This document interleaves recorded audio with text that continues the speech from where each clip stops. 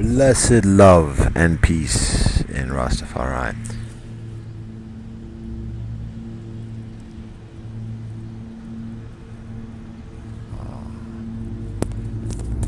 We've got storage. Alright. By the grace and generosity of the Most High and all our relatives who share. So that being said, we didn't have the session today, to be honest. I mean, not in the actual sense. The Zoom call. Circumstances and ain't no excuses. Just one of the reasons why it's somewhat relaxed in terms of the follow through is that up until recently, I gotta do something about that too now. Up until recently, I've shared the announcement concerning the Zoom call, and I give kinfolk an email to provide an RSVP for the link. To this date, some people have the link, but that's just because I forwarded proactively, because brethren and sisters have already proactively been involved. So, but those brethren and sisters I know directly and know about the conditions, so and communicate less availability at this moment to participate on the Zoom call. So that's one thing. Now, for all the other brethren and sisters who might receive these communications posts online, and additionally who may have an inclination interest of jumping on a Zoom call, we have yet to receive a notification, an RSVP that states such. So because of that, there's a little bit of a relaxed approach towards the Zoom calls at this moment, because we have yet to receive until today, that is basically that RSVP. Now we continue with the Zoom call. We did it a week ago, and we had the experience from a week ago. Beautiful, blessed experience. Stress, but beautiful all the same, because that's the nature of the Most High and the blessing. So we continue with the Zoom calls, but at the same time, when there are other things that are happening, and that are of if not priority, then significance, then we accommodate those things and adjust our Zoom calls accordingly. And ultimately, to be honest, whatever it is that we promise or plan in this life, and even if we've changed it or whatever, it happens.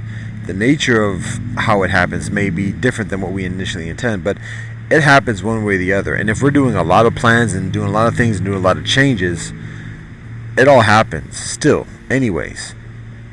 And whatever kind of confusion and dissonance that we're experiencing in the midst of that is the consequence of that. So it is beneficial to be mindful of what we say we're going to do, to follow through, and to be as dutiful and attentive and forthright in following through with what we say we're going to do, because it happens one way or the other. So anyways, that being said, with the Zoom calls, it's a relaxed joint, it's a relaxed vibe. CPT refers to basically when it happens, somewhat of how it happens, but we're on CPT definitely, but we're also in a relaxed vibe in terms of how it happens, particularly until kinfolk through to just till today communicate an RSVP. When we have RSVP, then we have further onus of being further direct and specific in convening our Zoom calls. So all that being said, we have a corn planting gathering this past weekend on yesterday with our native community. It's a beautiful experience. Blessed kinfolk participate. Song, music, food, ritual, heritage, language, learning, reasoning, nature, healing, creatures. The brethren chipmunk is jumping about today at this moment as I speak. So anyways, that's yesterday. Now it just so happens, because to get out there, it's a trek, and it's also venturing on Saga, and I leave early at 5 a.m. to catch the bus, the Greyhound, through a number of audibles and additionally. So I get there and I'm tired, to be honest, and I'm not going to get into a whole recap of what everything we do, whatever, but just on the transportation front, there was the return trip was actually scheduled for 10 a.m. today. because that's the only thing that's available in terms of public transportation, although that's not technically public. I guess by that definition, even public transportation isn't technically public either. But public subsidized transportation, how about that? Anyways, the only thing that's available is the 10 a.m. So already, just by that arrangement, it was infringing on the established schedule of the Zoom call. So we had already anticipated that for today, and it's important to do that because the corn planting event is important. So that's already the plan. Now, it just so happens that we get a ride. They look like a bumblebee coming straight at it, but in actuality, it's just the leafy. We actually get a ride, and we have beautiful conversation and reasoning amidst the transportation. So we get back a little bit before noon, but instead of like just being fastidious and following through with the Zoom call, we invest ourselves in the reasoning at that moment, the window of opportunity of reconnecting with kinfolk, even here in the Cuyahoga. So that's what we do, and we end up actually even having reasoning, very valuable constructive reasoning, with the Popo, the relatives and kinfolk of convention, about property, diplomacy, sovereignty, negotiation, understanding, peace, responsibility, life, family, all that. Very productive, constructive conversation. So, did we solve all the problems of the world? Yes. Do the problems of the world continue? Yes. Is there further work to do? Yes. Is there further conversation to be done? Yes. Is it the same conversation we had before? Yes. But guess what? Such is the nature. Yes. So, anyways, that's what it is.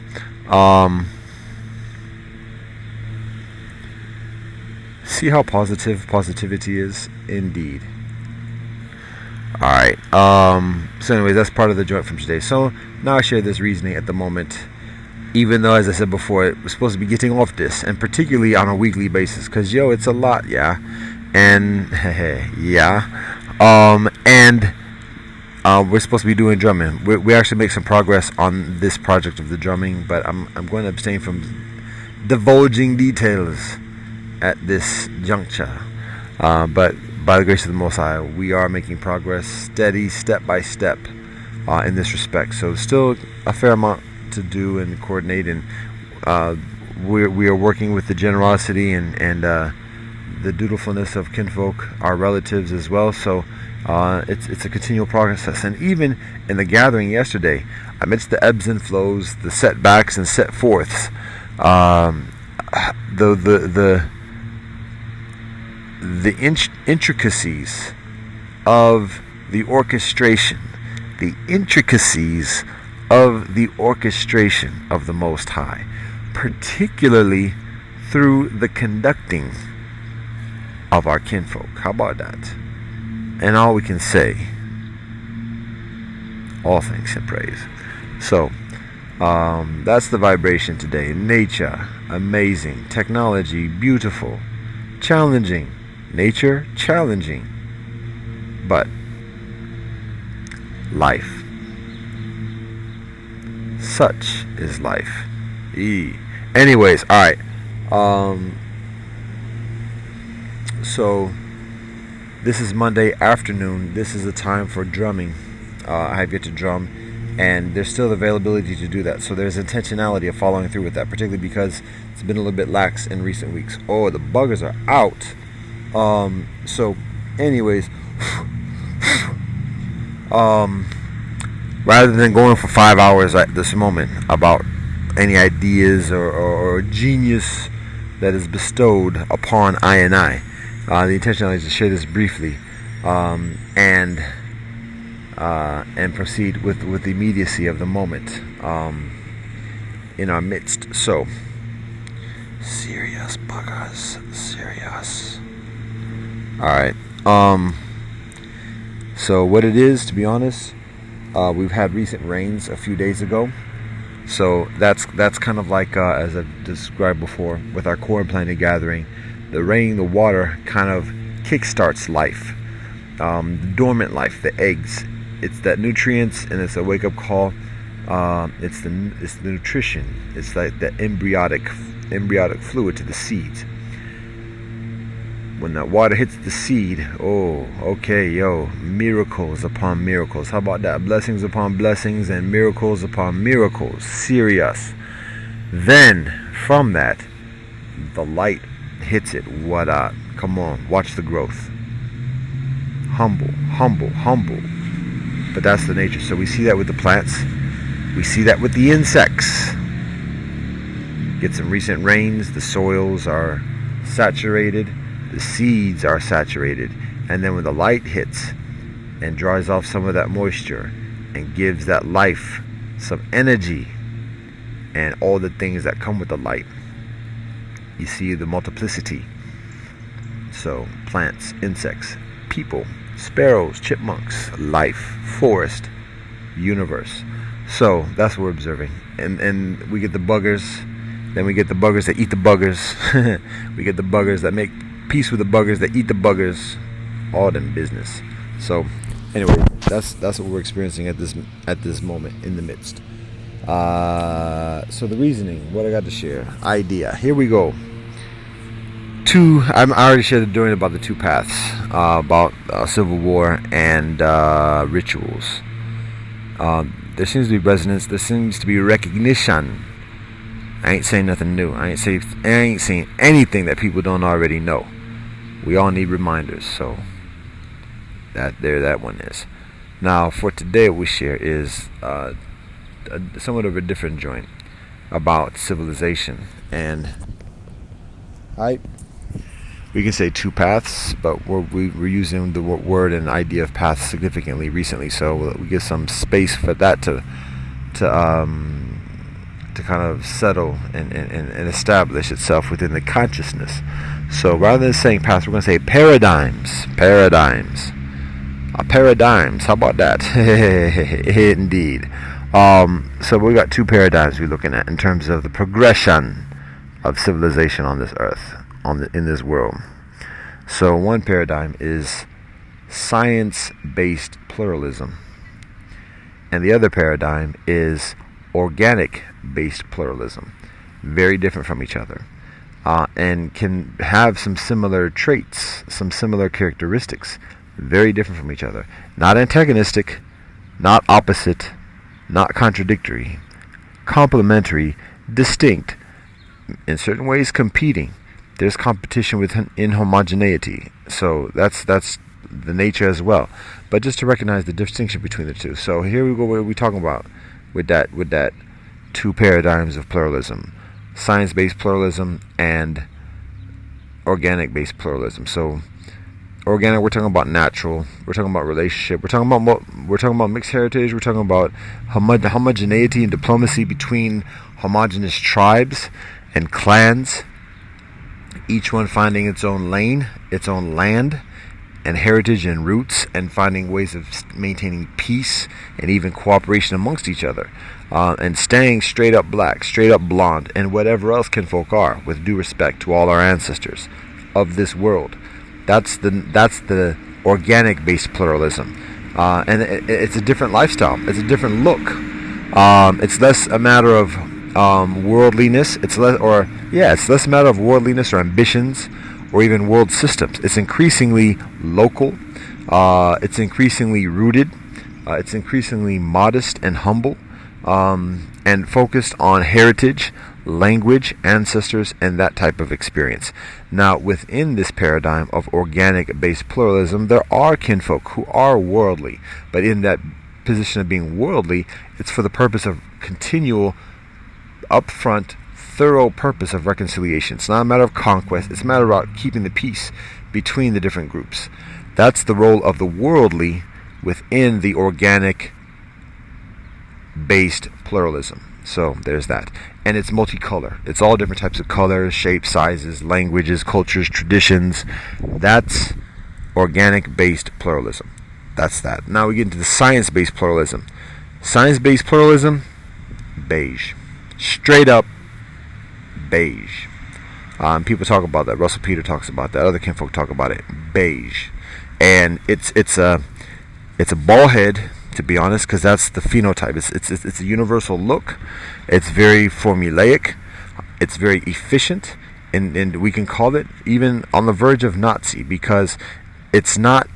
It's actually not necessarily antagonistic or hostile, but it's detached from that relational experience. It's very mechanical, and it's very effective in imitating and copying authentic culture. And I don't mean to describe it as like a as like a lesser than kind of experience, because it's further advanced in terms of science and technology, and it's very different from the historic paradigm of race-based imperialism and race-based kind of methodologies of pluralism, because it's straight up beige, and that's the dominant methodology. That's the dominant civilizational paradigm that is establishing itself at this moment. So the white-faced imperialist paradigm is waning, and what is emerging is a beige. And to be honest, just as a frame of reference, that beige is lighter than my complexion. It's probably lighter than this, just a little bit, but particularly the phenotype. It's less kinky hair. It's straight hair, but it's also blonde. It's an androgynous beige, very uniform, like very robotic, very science-based. So, and it has a knowledge about the world culture. And again, I shared recently a jazz performance of Mo Better Blues to give as an example of the kind of what the cultural experience is in the science-based pluralism. There's less feeling, advanced technology, advanced science, and again, not the vitriol, not the hatred. It's just very robotic, kind of like the Borg in Star Trek. It's like it might seem hostile, it might look hostile because it's very kind of detached in terms of emotionality, but at the same time, it does things that are very proficient, very efficient, and what can be also seen as comparatively callous, because it's very systemic. It's very systematic, and the thing is, how am I saying?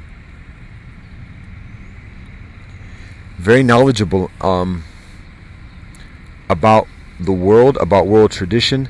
It's fed from the information of technology and the amalgamated knowledge of the world, and actually, to be honest, and this is what's trippy, I am a significant contributor to science-based pluralism as well as organic-based pluralism.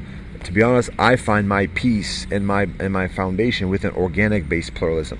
But the things that I share in terms of Panchasilas, the five ethics of the Buddha, and additionally, these are fundamental constructs of the science-based pluralism, because science-based pluralism takes this information, takes this knowledge, and processes it in a world systematic methodology of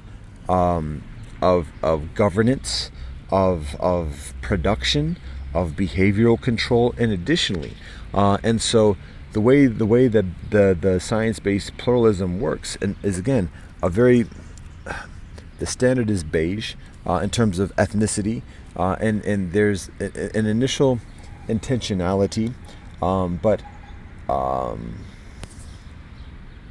it's also one strong element of it is anesthetizing. So instead of being outright combative and causing warfare, bombs, and additionally, the methodology of dominance in terms of behavioral control, particularly, and governance, and keeping people in line, is not threats of guns, is not threats of breaking limbs, is not threats of bombing people or even killing or choking people. The threat is anesthetizing people, subduing people into a controlled behavior, whether it's handcuffs, whether it's put in jail or otherwise, or put in a psych ward, but restraining somebody forcefully. And then from that point, if that person is deemed combative or uncooperative or disruptive, then it's a matter of increasingly anesthetizing people, inoculating that person forcefully to the point of just being unfunctional, just being People call it, I won't say comatose or lobotomy, but just being out of it, so that physically impaired, and continually, and there are degrees of doing that. But I mean, if you look at the psychiatric industry in pharmaceuticals, there's been many decades, many generations of research and practice in the psychiatric industry about how to anesthetize people, and be in doing behavioral control. So that's science-based pluralism, and particularly the law enforcement of science-based pluralism. So that rather than criminals, it's just people who have mental illness, and essentially people who appear to be disruptive of the systemic order. And again, instead of threatening guns or threatening bombs, it's a systemic methodology of subduing the behavior of people and the perceived disruption of people through anesthetization. So that's a prominent methodology within the science-based pluralism, and it's increasingly beige, because it's not white people doing it to black people, it's not black people doing it to white people. It's increasingly beige, doing it to others that are just disruptive. So these are distinctive paradigms, and again, it's not antagonistic, it's not opposite. It's different, it's complementary, and there's competition within and outside of both. So again, with the beige, that seems to be the focal point, because it's the aesthetic, it's the thing that's tangibly evidenced, but it's the science-based pluralism in that method, in this paradigm of civilization. I mean, governments forming based upon this. Right now, the primary methodology seems to be of organization, seems to be corporation, because that's what's increasingly available to do that, because corporations are less accountable for behavioral control and the repercussions, the consequences of ineffective behavioral control. Corporations have kind of a very strong and overwhelming and woeful indemnification, where it just goes onto the government, and so there's that. But that's becoming less plausible, less effective of a scapegoat. So eventually, science-based pluralism needs to take ownership of government, and like be like, okay, this is us, and this is what we're doing, and this is how we're doing it, and let the chips fall where they may. It's getting closer and closer to that point. So right now, it's being done through the guise or the pretense of corporations, pharmaceuticals, influencing psychiatrists and policies of judges and police who do a lot of the hands-on kind of enforcement of the policies, and additionally nurses, and I said that before, the doctors, and additionally that's been the methodology for a number of decades at this point, and it's evolving further. So that's the methodology. And again, it's beyond just like some kind of trope of white imperialism or otherwise. It is a methodology that transcends race, and that is increasingly beige. It's kinfolk from India, kinfolk from China, kinfolk from Africa, kinfolk from Europe, who are prominent practitioners, leaders within this. Doctors, lawyers, politicians, corporate entities, the plutocratic, what them call it, culty experiences, and additionally traditional culty experiences. Well, I just got a meme of all different types of international flags. I don't even know how that popped up. Interesting. I caught the laptop to adjust these angles, and all of a sudden got this thing of flags. Interesting that. So anyways, that's science-based pluralism, for better or worse. And again, highly on the technology side, increasingly effective in influencing societies, and additionally, and for better and for worse, because the atrocities are further camouflaged, are further disguised within the anesthetization methodology. So again, when there's political disturbances, and additionally, rather than just choking somebody and then people going up in arms about it, it's quietly removing somebody, and anybody who's paying attention being told, oh, we're concerned about this, or we're just taking this person for rehabilitation, or this person was acting in a way that caused others concern, and so that person is going through treatment, and additionally, and so when that person is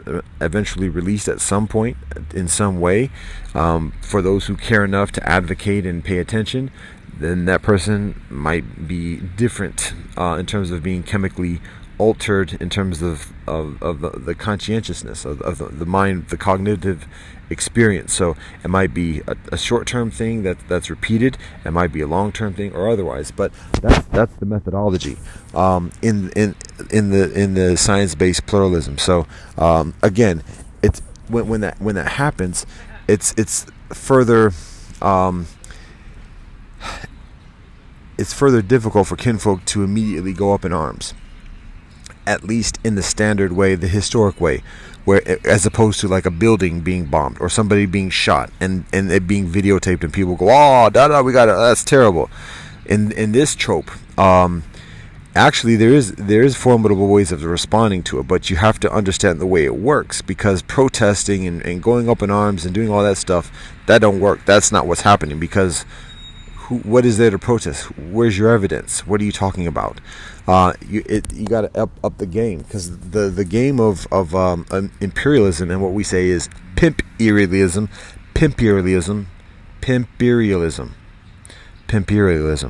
and because that's what it is.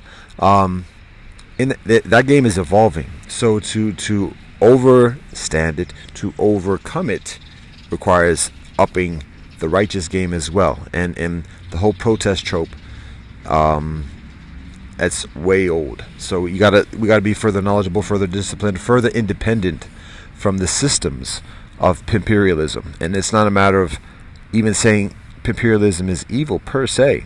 And I'm being very mindful, because I know I just said recently that the U.S. Constitution is evil. I stay with that. I stay calling that out.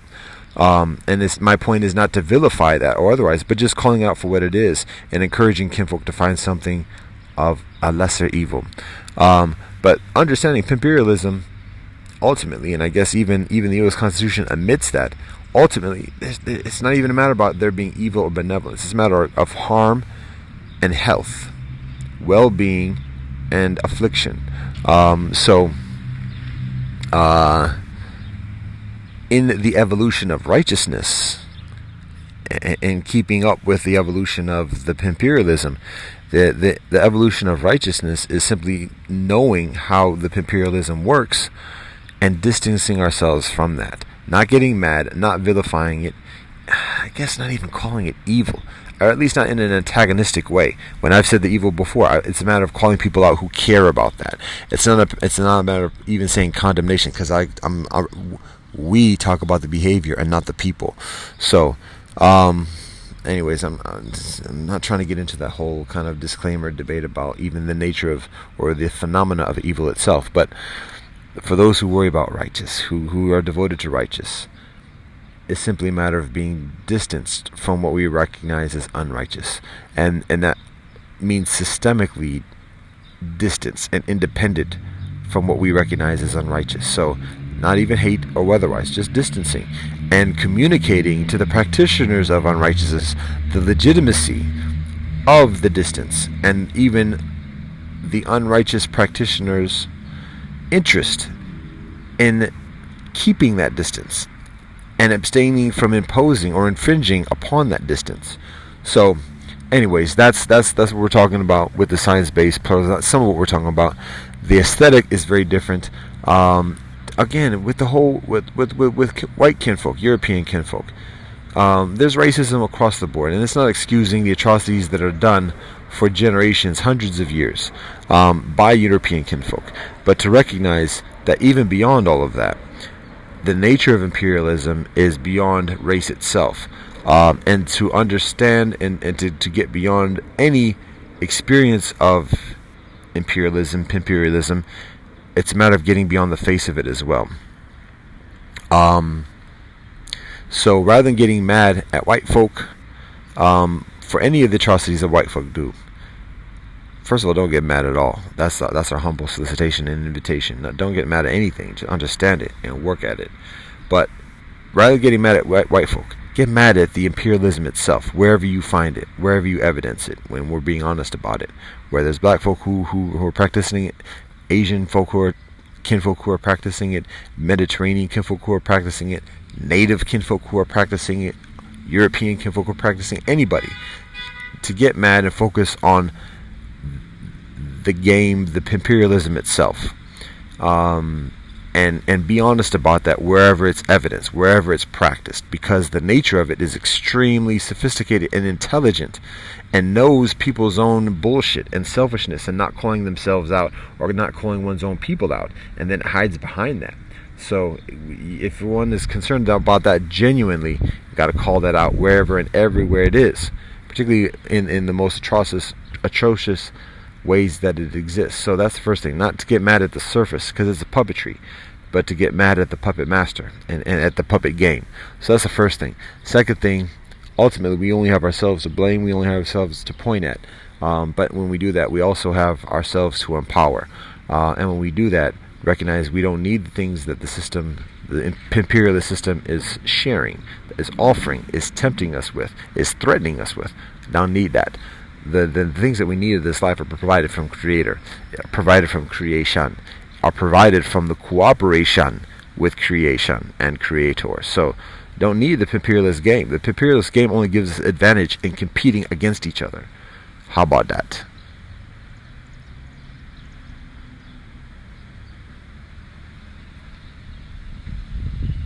We don't even need the imperialist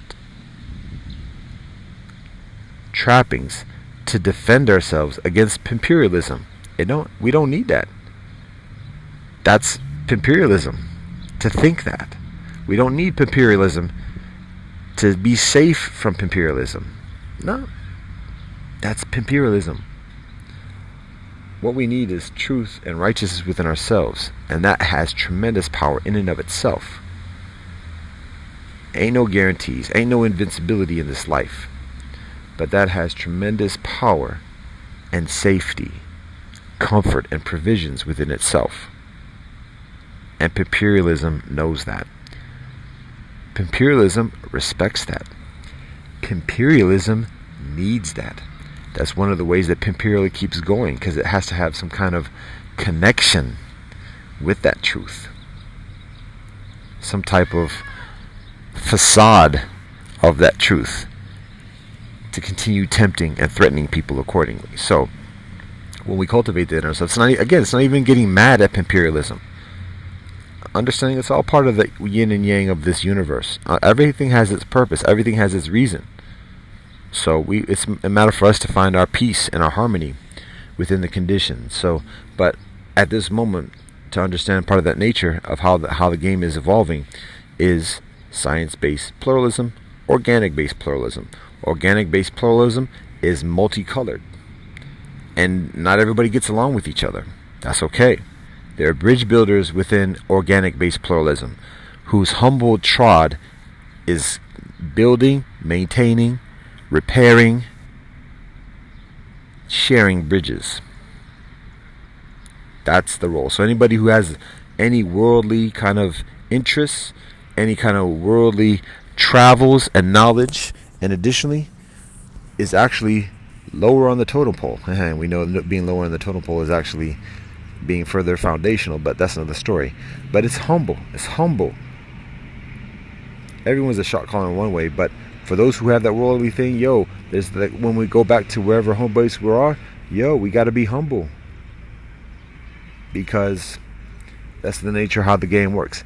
Organic based pluralism, multicultural, those with worldly, further modest, further disciplined, further strict in terms of the levity, not living it up and doing it up and everything else like that. That's not the motivation, and that's not the reward of the works. Humble, humble, humble. Discipline, continual, regular rituals. So that's organic-based pluralism. Science-based pluralism, beige. Straight up beige. And children are already being conditioned into this actuality. Children are being trained in the ethics next generation, because we're sharing this with the world. The things that we share in organic-based pluralism, we share with anybody who's receptive to it and learning it. And science-based pluralism is receiving it, absorbing it, processing it, and systematizing it. And it's doing it in a very formulaic way. It's doing it in a contrived way, and is doing it within a very methodic way. That's not as much rooted or otherwise, but at the same time, it's still effective because it recognizes truth. And there's truth and sustainability within the behavior of ethics, the shared ethics that the Buddha provides that exists within Torah, the Quran, and additionally around the world. So science-based pluralism is receiving this and processing it and increasingly incorporating it within the standard methodologies of science-based pluralism. And it's not my doing. That's not me promoting myself. This has been around for thousands of years. But I am one of the people who promote it, the ethics. I'm one of the people who practice it, and so there's a certain amount, as much as I can, and I ain't perfect, and I have my fallbacks and everything else like that, but there's a considerable amount of substance than the communication from practitioners of it, and that resonates with science, facts, and science recognizes that, because that's part of the nature of science, one way or the other, and so that's the progression. So it's increasingly systemic, and it's increasingly a monocultural normalization that is different from the white face of imperialism for the preceding recent generations, and only recent generations, to be honest, in the world civilization experience.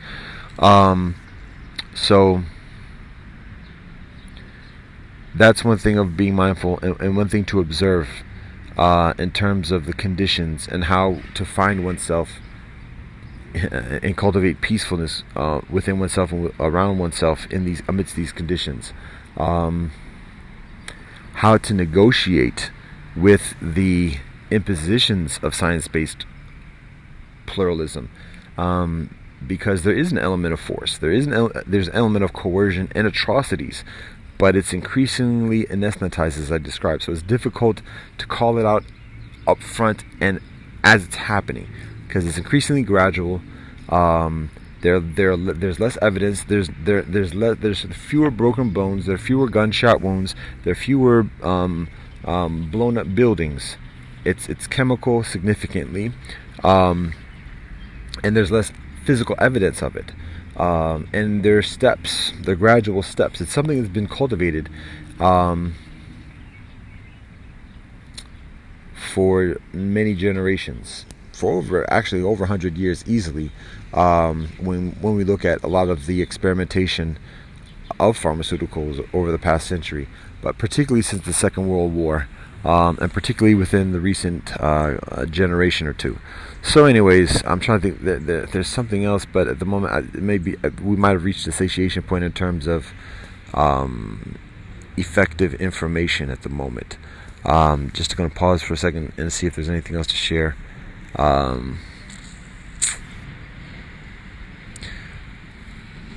As kind of like a context or whatever, I'll just say again, the point is not to hate, the point is not to vilify, it's to understand. And some people have a proclivity towards science and technology. That's some people's prerogative. That's anybody's prerogative, and some people's preference. So that's it.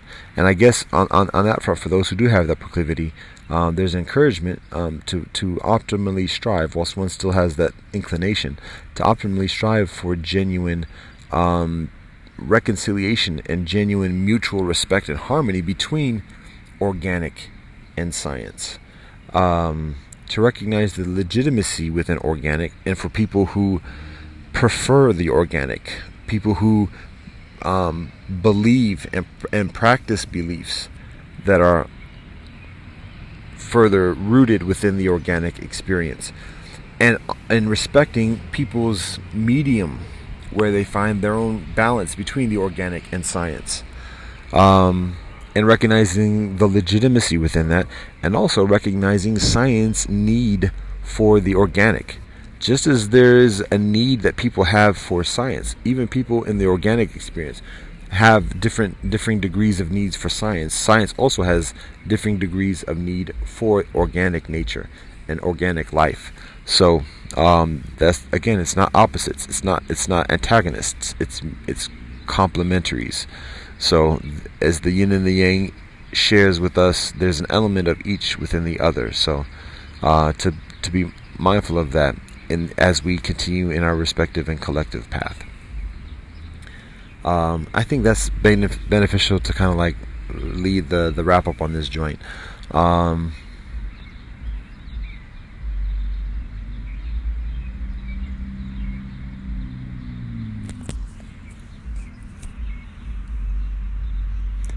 There's more to share. There's further to share. Sometimes it's beneficial to kind of like call it a day, call it a moment for the moment. Let it marinate. Let it absorb, soak in, process, and share for reasoning on another day by the grace of the Most High. There's the story from ancient story from China that talks about the man who is a little bit impatient when it comes to the growing of the rice in the field that he tends. And one day, in seeing the rice grow and thinking, oh, let me help the rice out grow a little bit, just goes on and tugs the plants a little bit here and there additionally. And he comes back and he tells his family how much he spent that day toiling in the field, just helping the rice grow a little bit. And his son goes out to look at the field, and there he sees all the plants withering because they've been pulled from the roots, and additionally because ultimately things have to grow on their own. We can help, we can provide support, we can provide manure, we can provide our own bullshit in moderation, as long as it's nutritious. Yes, manure is very nutritious for our plants.